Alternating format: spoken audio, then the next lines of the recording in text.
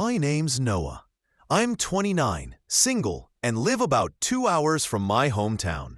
I work remotely as a software engineer, which suits me perfectly.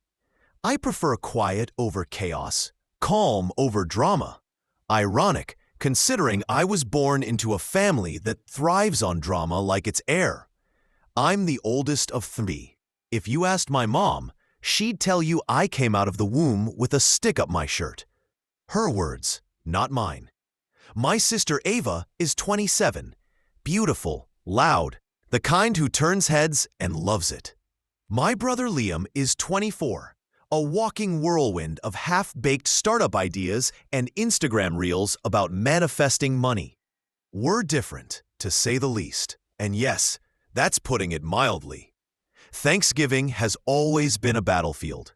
Same cast, same lines, same whispers behind backs passed around like side dishes.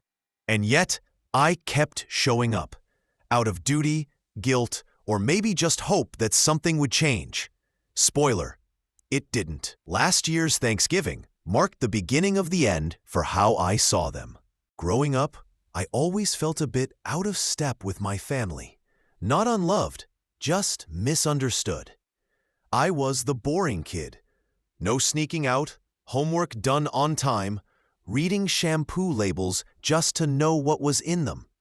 Ava was the golden child, the entertainer, the personality. Mom treated her like royalty. Liam, the baby, could literally burn down the living room and still be told he meant well. And me? I was the reliable one, the fixer, the one who covered forgotten bills, who showed up, who kept things together.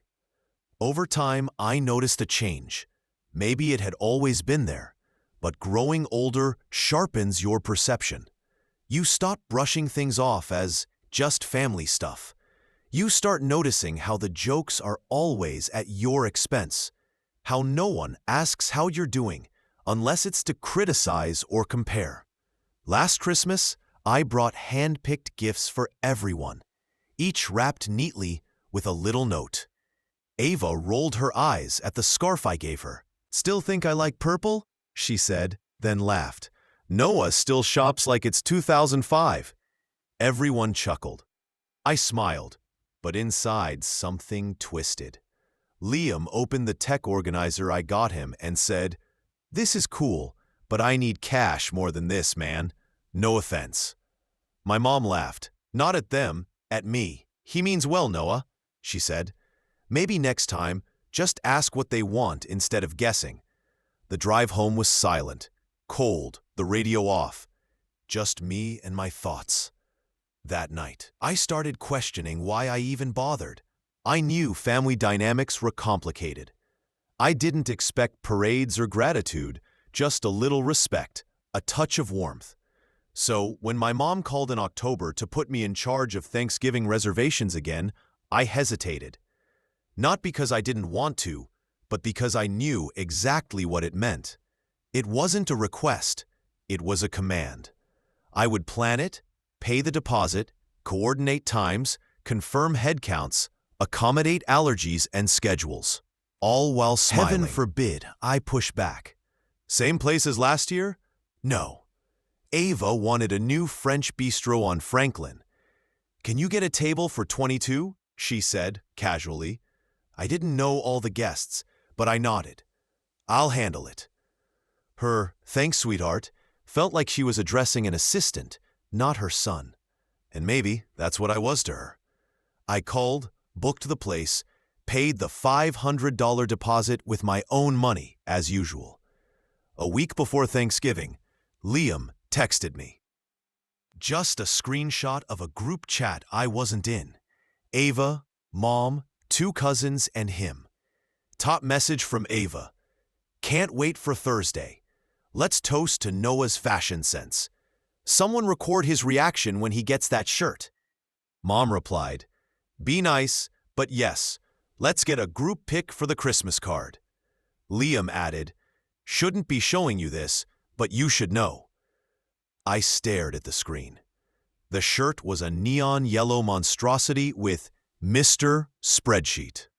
Printed on it, a cruel inside joke from last year when I made a Google Doc for Secret Santa.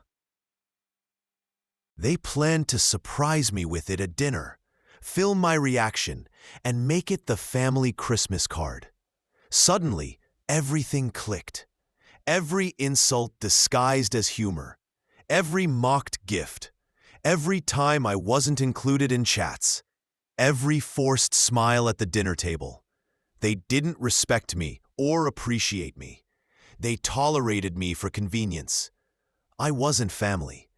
I was a running gag. I didn't reply to Liam. I just locked my phone, lay back, and stared at the ceiling. A quiet storm built inside me, controlled, steady. I didn't sleep much. Every slight I brushed off replayed in my mind. This time, they crossed the line. They didn't just mock me. They planned it, and I was done. But I didn't want to just cancel and ghost them. That would be too easy, too predictable. I wanted them to feel it, to sit dressed up, smiling for cameras, waiting for a meal that would never arrive. I wanted 22 people to question why the host wasn't there, why there was no food, no plan B. I had a week to make it perfect. The morning after seeing the screenshot, I woke early. Betrayal has a way of waking you before your alarm. Coffee in hand, staring out the window in the rain, I thought. My apartment smelled of coffee and resolve. I didn't contact anyone. For 29 years, I played the good son, dependable brother, the family's emotional janitor, cleaning up every tantrum, argument, and passive-aggressive jab. Until now, I told myself it was part of being the oldest, the anchor. But this wasn't peacekeeping anymore. It was surrender. I went to work, responded to bug reports, but my mind wasn't there. I kept checking the bistro reservation tab. I knew what I wanted to do, but I needed the betrayal to simmer. I needed the emotional receipts. That Friday, 4 days before Thanksgiving, Mom called. I let it go to voicemail.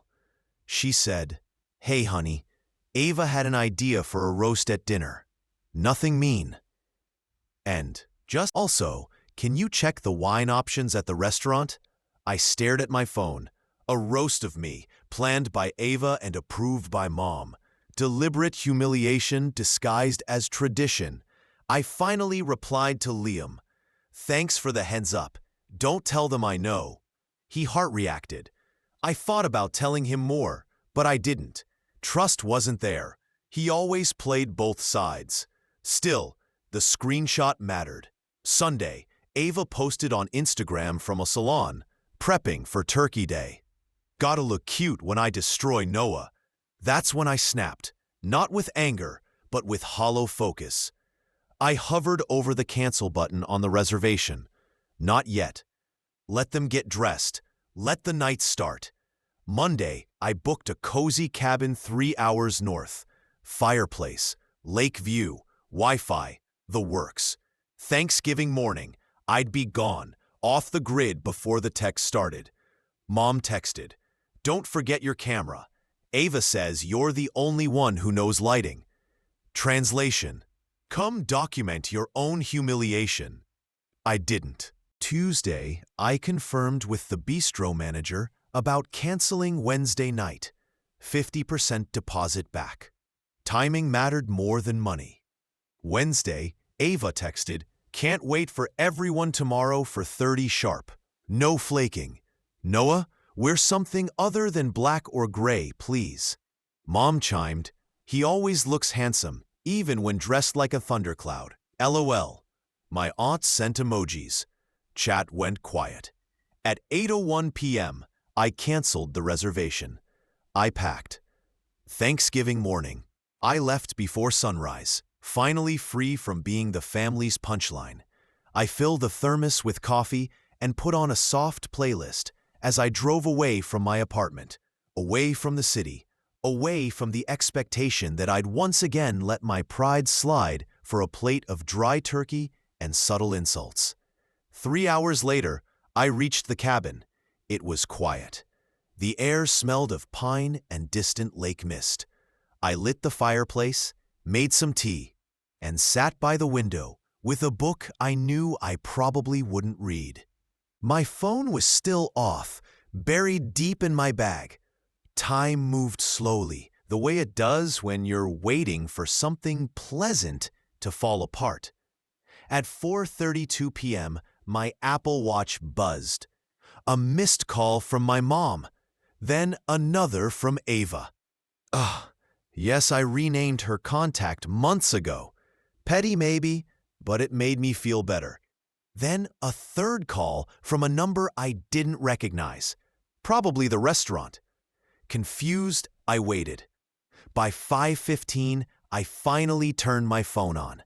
32 missed calls, 11 voicemails, 27 texts. I didn't open any of them. Not yet.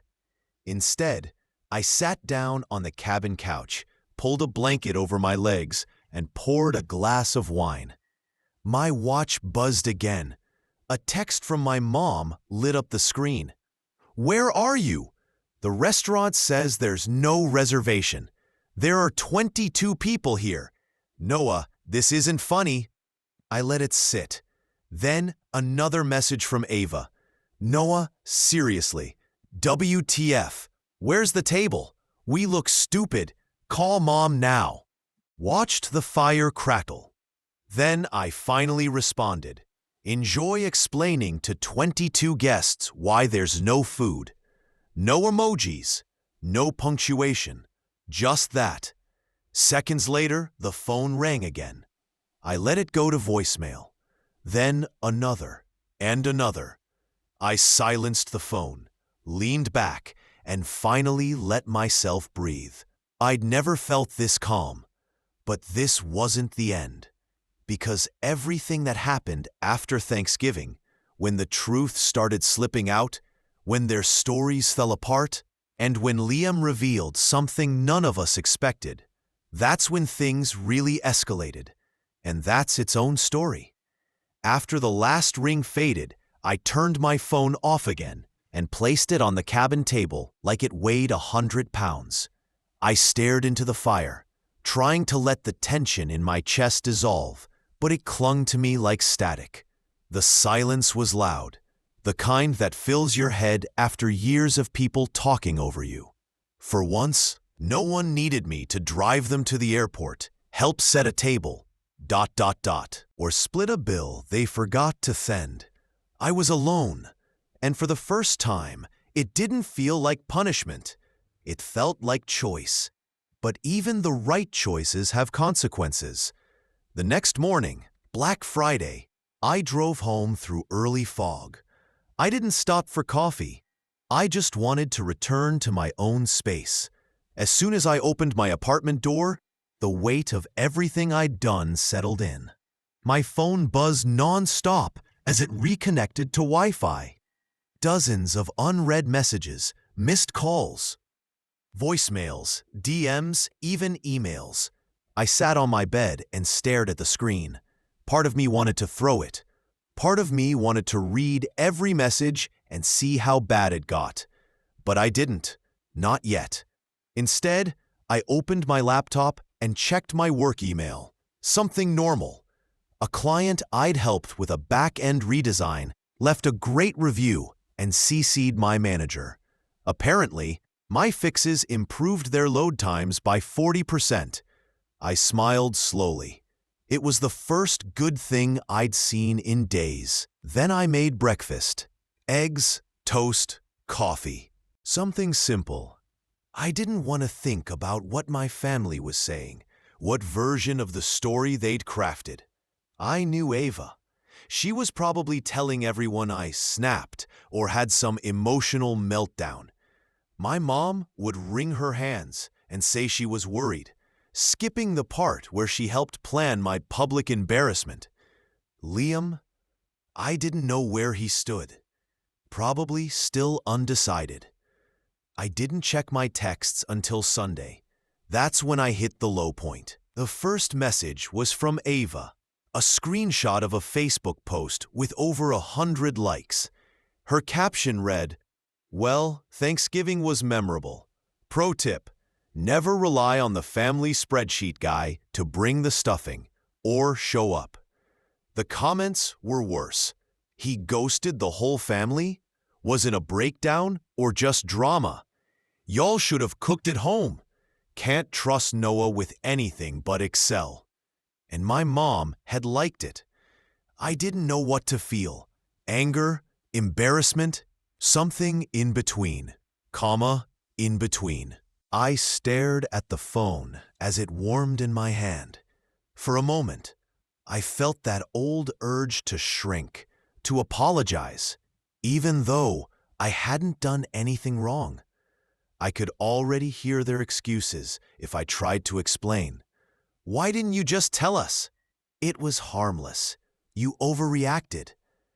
But I didn't want to shrink anymore.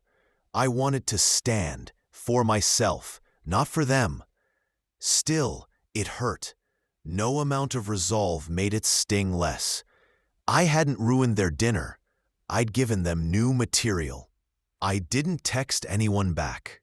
Monday morning, I requested a few days off work.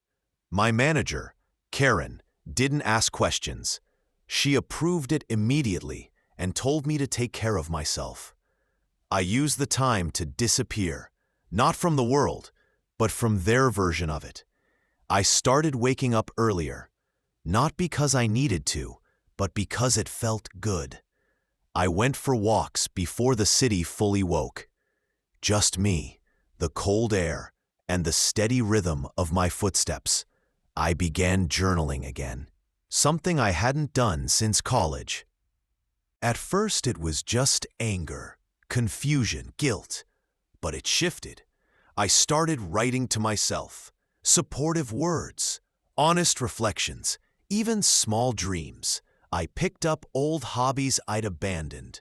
I dusted off my DSLR and took photos around the city, light and shadows, faces of strangers, small moments that didn't need permission to matter. I also put real effort into a side project I'd been tinkering with for years, an app for freelancers to manage time and rates more easily. Nothing complicated, but something I believed in. I called it Anchor Time. Simple, steady, how I wanted to be. I worked on it at night, a little at a time. It felt good to build something that was mine. Not for clients, not for family, just mine. Meanwhile, the messages from home slowed. A week later, my mom sent one text. "Can we talk?" I didn't reply. Ava didn't bother messaging at all. She was busy posting edited photos from a Friendsgiving she hosted 2 days after everything happened. Her caption, "No drama, just good vibes." Liam texted once, a short, neutral message. "Hope you're okay. Let me know if you want to talk." I didn't reply. I couldn't tell if he was genuinely checking in or just checking on me. Still, I appreciated that he didn't pretend nothing happened. 2 weeks passed. The silence became peaceful. Then one night, I got a message from someone unexpected, my cousin Jenny. She was Ava's age, but we'd never been close.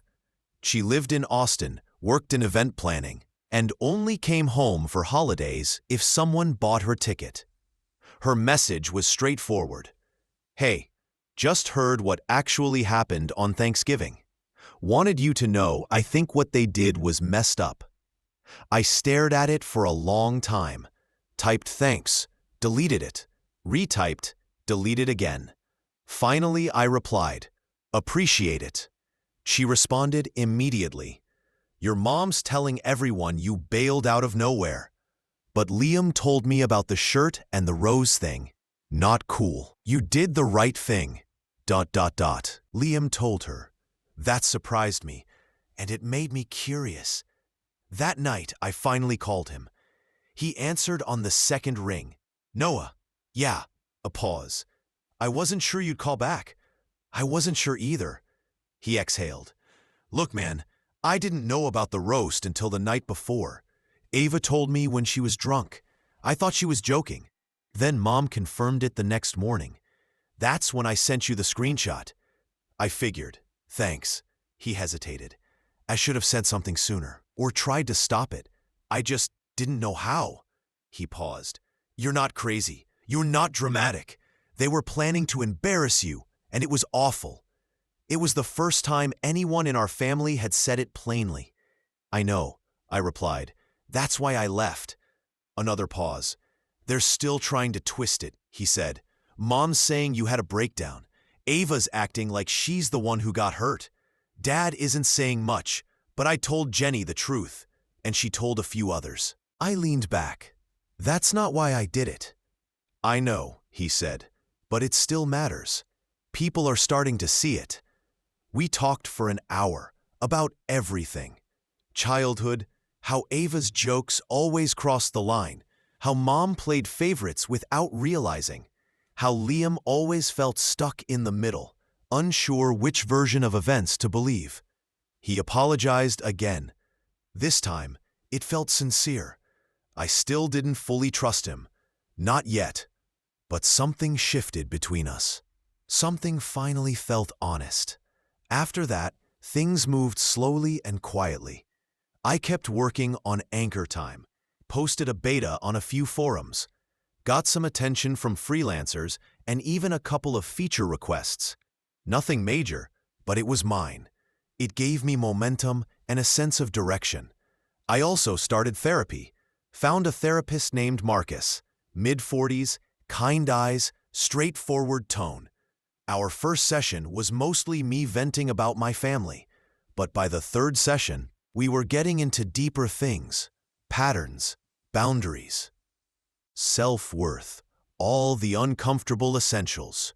One afternoon, he said something that stayed with me. You've spent your whole life being their scaffolding, holding up the structure while they climbed, but no one ever asked if you wanted to build something of your own. That line followed me, in a good way. By mid-December, I started feeling like someone new. Not fully rebuilt, but standing straighter. Christmas was coming, and with it, the usual texts about travel plans and who was bringing what, except none came until one finally did from my mom. Hi, sweetheart. We haven't heard from you. Just want you to know we'd love for you to join us for Christmas Eve dinner. No pressure, just family. We miss you. I stared at it for a long time, then read it again. No pressure, just family. Funny how she always believed those two things could exist together. I didn't reply, not immediately, because what I was about to do and who I was becoming was no longer about them. It was about me. And Christmas was going to be a turning point they wouldn't forget. Something shifts inside you when you stop waiting for approval and start shaping your own life. It's quiet, not dramatic. Just a small click inside your chest, like something finally aligning. That's where I was. 3 weeks had passed since Thanksgiving. 3 weeks since I canceled the reservation, disappeared to a cabin, and watched my family's carefully planned dinner fall apart. They built their stories. Ava played the victim. My mom played the worried parent. Liam stayed silent, which said enough. And I stayed gone. But now, I wasn't just gone. I was planning something. It began with a question I wrote in my journal one night. What would my life look like if I stopped being their scapegoat and started being the architect of my own story? I underlined it 3 times. That was the seed. Revenge wasn't my intention at first. I just wanted boundaries, space, a clean break. But then my mom sent the Christmas text. Hi, sweetheart. We'd love for you to join us. No pressure, just family. The same family that planned to embarrass me in front of 24 people. The same family that made my silence into a joke online. The same family that only missed me when I wasn't available to serve a purpose. Suddenly, it wasn't just about distance.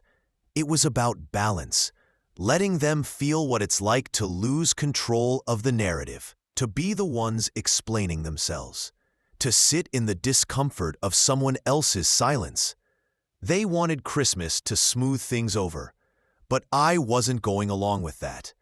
I was going to use the moment, not to hurt them, but to reset everything. And I had a plan. First, I needed leverage. And leverage wasn't about secrets, it was about perception. My family valued appearances more than anything else, more than honesty, respect, or real connection. They lived for Instagram, gossip, and approval from relatives they barely saw. So I'd use that. I didn't need to yell or argue. I just needed the truth to land clearly, at the most inconvenient time possible. But to make that happen, I had to step back into their world. So I replied with one line, "I'll think about it." My mom responded in less than a minute. "That's all I asked. We'd love to see you. Ava already made the place cards. Let me know if you want to bring dessert." She was already pulling me back into the routine, the planning, the subtle pressure. I almost smiled. I used to fall for that, used to think it was care. Now I saw it for what it was: control. Over the next week, I did some quiet preparation. Subtle things. I started with Jenny. We'd exchanged a few messages since Thanksgiving. Just check-ins. I decided to tell her part of the plan. "Okay, so I might go to Christmas Eve dinner," I texted. Her reply, "What?" What I told her just enough. The roast, the shirt, the fake concern, the planned Christmas card photo. She wasn't surprised. "That tracks," she wrote. "Your mom posted one of those cryptic quotes. Family is who shows up even when it's hard." I rolled my eyes. Then I asked her for a favor. "I might need you to help me stir things a bit. Nothing harsh, just enough to shift the balance."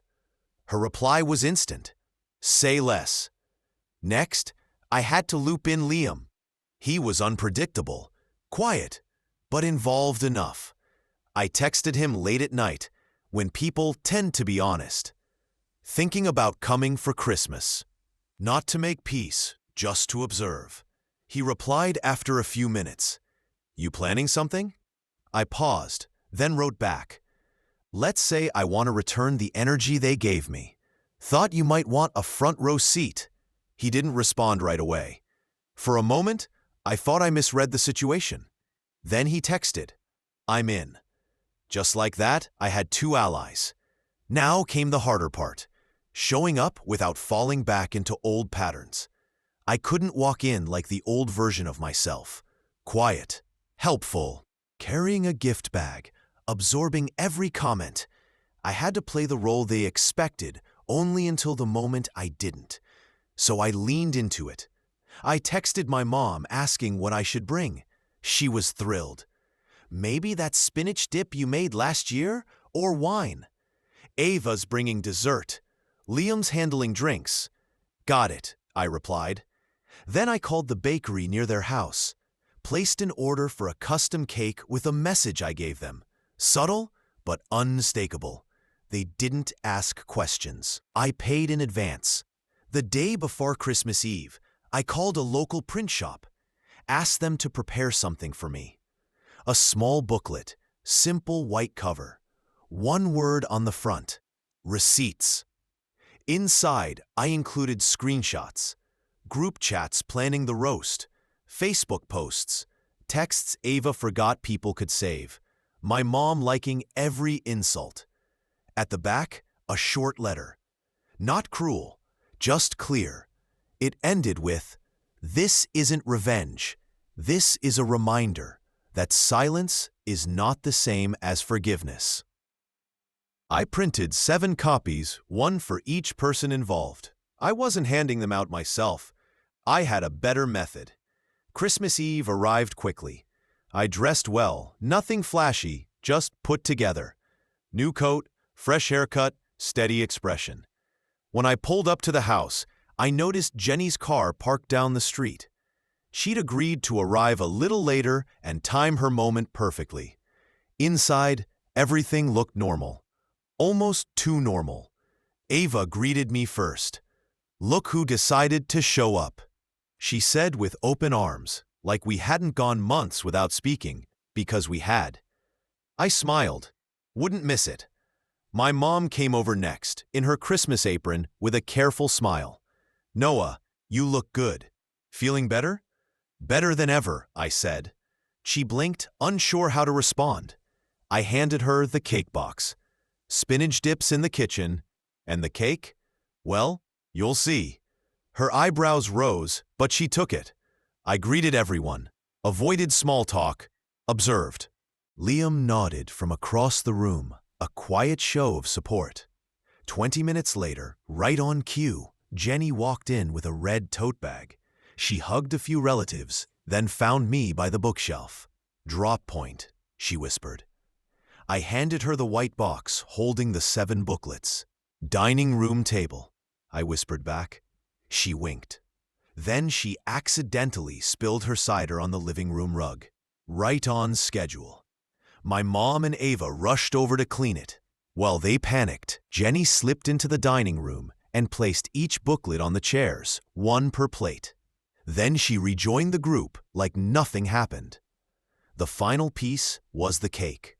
My mom brought it out after dinner, smiling proudly. "Everyone, dessert time." Noah brought a cake. Ava grinned. "This better not be carrot." Then my mom opened the box. Silence. Written across the top in neat frosting, "Thanks for the roast." It felt like the entire room paused. My mom stared. Ava's face fell. Liam hid a laugh. I just leaned back, calm, knowing the booklets were still waiting on their chairs. The silence wasn't the usual awkward kind. It was heavy, like the air had thickened. My mom looked at the cake like it had betrayed her. Ava's smile vanished. My dad let out a long breath, like he'd been expecting something without knowing what. The cake delivered the message. Thanks for the roast. Calm, direct, not angry, not dramatic, just honest. Ava spoke first, her voice sharp. "What is this supposed to mean, Noah?" I leaned back. "Just a simple recognition. You all put a lot of effort into planning that roast at Thanksgiving." My mom blinked rapidly. "What roast? Nobody planned." "Mom," I said gently, "don't lie with the cake open in front of us." She went quiet. Liam covered a quiet laugh with a napkin. My aunt squinted at the cake, then at me. "What's going on?" I didn't answer yet. Timing mattered. My dad tried to steer the moment. "Maybe we should just cut the cake and—" "Actually," Jenny said from the end of the table, "you might want to check your chairs first." Everyone turned to her. My mom frowned, lifted her place setting, and saw the booklet. One by one, everyone else found theirs. Pages turned, paper rustled. No one spoke. They read the group chat, where Ava pitched the outfit idea with laughing emojis. They read how my mom volunteered to start the roast with stories about me being uptight. They saw Ava's Instagram story. Got to look cute when I destroy Noah. They saw my mom liking every comment, calling me dramatic or unreliable. They saw everything. For nearly 2 minutes, no one said a word. I'd never seen my family still before. Not frozen, just still. Like someone hit pause on the show they kept pretending was functional. My mom finally looked up, pale. "Noah," she whispered, "where did you get all this?" From the people you talked about it with, I said.